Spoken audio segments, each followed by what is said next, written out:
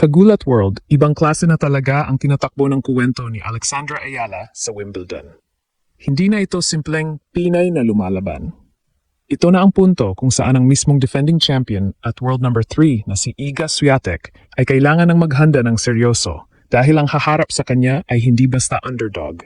Ito ang Filipina na marunong gumulo ng ritmo, marunong bumalik mula sa alanganin, at marunong gumawa ng kasaysayan sa mismong pinakamalaking entablado ng tennis. Latest update, pasok na si Alex sa third round matapos baligtarin si Maya Joint 3-6, 6-2, 6-0 at ayon sa Reuters, siya na ang unang player mula Pilipinas na umabot sa third round ng isang Grand Slam. Sa kabilang panig, si Swiatek naman ay dumaan kay Karolina Pliskova 6-1, 6-3 para ituloy ang kanyang title defense sa Wimbledon.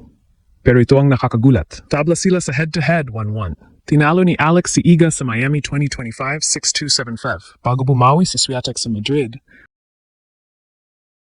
4-6, 6-4. At ngayon, unang beses silang magtatapat sa grass court, surface kung saan nag-champion si Alex sa Birmingham at nag-semifinals sa Berlin. At mismong si Swiatek nang nagsabi, tricky ang laro ni Alex, lalo na sa grass dahil sa change of rhythm. Ito na ang laban, history maker ng Pilipinas kontra defending champion ng Wimbledon. Kaya bang pabagsakin ni Alex ang world number 3? Kagulat World. Kung dati pinapanood lang natin ang Wimbledon bilang pangarap, ngayon may isang Filipina na hindi na lang nakiki-eksena. Siya na mismo ang istorya. Alex is no longer entering the court as a cute surprise, no longer as the promising young player na pwedeng palampasin ng malalaking pangalan. Sa latest update mula Wimbledon, malinaw na, Alex is now in the third round, and waiting for her is none other than defending champion Iga Swiatek, the world number 3. At ito ang dahilan kung bakit iba ang dating ng laban na ito. Si Swiatek, after defeating former world number 1 Karolina Pliskova 6-1, 6-3, looked sharp, controlled, and championship ready. Hindi siya basta player lang. Siya ang reigning Wimbledon queen, 6-time Grand Slam champion, at isa sa pinaka-consistent na pangalan sa women's tennis. Reuters reported na umabot na siya sa last 32 ng Grand Slam for 26 straight tournaments, isang level ng consistency na pang-elite talaga. Pero sa kabilang side, si Alex naman ay may sariling bagyo. Matapos matalo sa first set kontra Maya Joint, hindi siya gumuho. Hindi siya nagpanic. Instead, parang biglang bumukas ang laro niya. From 3-6 sa first set, ginawa niyang 6-2 sa second, tapos 6-0 sa deciding set. Bagel, statement, revenge. At dahil doon, si Alex ay naging unang player mula Pilipinas na umabot sa third round ng isang Grand Slam. Hindi lang ito win. Ito ay national milestone. At dito mas nagiging delikado ang matchup para kay Swiatek. Kasi hindi ito first meeting. Hindi ito David versus Goliath na walang history. May sugat na si Swiatek kay Alex. Miami 2025, quarterfinals, tinalo ni Alex si Iga 6-2, 7-5. Noong panahon na iyon, wildcard pa si Alex, malayo pa sa ranking power ngayon, pero nagawa niyang sirain ang sistema ni Swiatek. Then sa Madrid, bumawi si Iga in 3 sets, 4-6, 6-4. Ibig sabihin, 1-1 ang head-to-head. Hindi lamang ito laban ng champion kontra challenger. Ito ay rubber match. Ito ang tiebreaker. At ang pinaka-importante, unang beses nila itong gagawin sa grass. Dito pumapasok ang kaba para sa camp ni Swiatek. Kasi si Alex, ngayong season, hindi na hilaw sa grass. May Birmingham title, may Berlin semifinal run, may momentum, may confidence, may actual results. Kaya nang tanungin si Swiatek tungkol kay Alex, hindi siya nagyabang. Hindi niya binaliwala. Ang sabi niya, tricky ang laro ni Alex at sa grass, mas lalong tricky dahil sa surface. Binanggit pa niya ang change of rhythm ni Alex, ibig sabihin, alam niyang hindi madaling basahin ang Pinay. Kaya Kagulat World, ito na ang tunay na pressure test.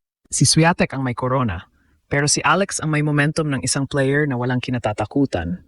Hindi niya kailangang dominahin agad. Kailangan lang niyang guluhin ang rhythm, pahabain ang rallies kapag kaya, bilisan kapag may opening, at iparamdam kay Iga na ang Miami upset ay hindi aksidente. Sa Wimbledon third round, ang tanong ngayon, kaya bang gawin ni Alex ang pinakamalaking statement ng kanyang career? Ang pabagsakin ang defending champion at world number 3 sa grass court mismo. Kagulat World. Dito na pumapasok ang tunay na bigat ng laban. Kasi kapag sinabi mong Iga Swiatek, hindi lang pangalan ang dala niyan. Dala niya ang aura ng champion. Dala niya ang bigat ng Grand Slam trophies. Dala niya ang pressure ng isang player na sanay manalo, sanay kontrolin ng rally, sanay paramdam sa kalaban na bawat bola ay may parusa. Pero ngayon, may isang Filipina na papasok sa court na hindi na kailangang yumuko. Si Alex ay papasok sa Wimbledon third round hindi bilang turista, hindi bilang lucky player, kundi bilang isang seeded contender na may napatunayan na sa grass. At kung may isang bagay na dapat ikabahala ng kampo ni Swiatek, ito yon. Si Alex ay hindi natatakot sa pangalan. Nakita na natin ito noon. Miami 2025, ginulat ni Alex si Swiatek. Hindi lang basta nanalo, nilinis niya ang laro, binasag ang rhythm, at ipinakita na kaya niyang harapin ang elite level. Sa Madrid, bumawi si Iga pero hindi rin yun madali. Umabot sa 3 set. Ibig sabihin, hindi ito matchup na hawak ni Swiatek. Hindi ito laban na pwede niyang sabihing automatic. May kasaysayan, may sugat, may unfinished business. At ngayon, sa Wimbledon, mas lumalim ang istorya. Kasi ang grass court, ibang hayop ito. Mabilis ang bola, mababa ang talbog, mas mahalaga ang teaming, footwork, serve placement at ability na magpalit ng pace. Dito pumapasok ang isa sa pinakadelikatong armas ni Alex, ang change of rhythm. Hindi siya laging pareho ang bagsak. Hindi siya basta baseline grind. May angles, may flat shots, may biglang depth, may biglang variation. At kapag ang isang champion gaya ni Swiatek ay nawala ng comfortable pattern, doon nagsisimula ang kaba.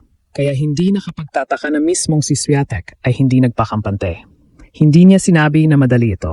Ang sinabi niya, tricky ang laro ni Alex. At kapag ang isang world number 3 at defending champion na mismo ang nagsabing tricky ang kalaban, ibig sabihin may nakikita siyang panganib. At dito na magiging chess match ang laban. Si Swiatek, siguradong susubukan niyang gamitin ang heavy spin niya para itulak si Alex palayo sa baseline.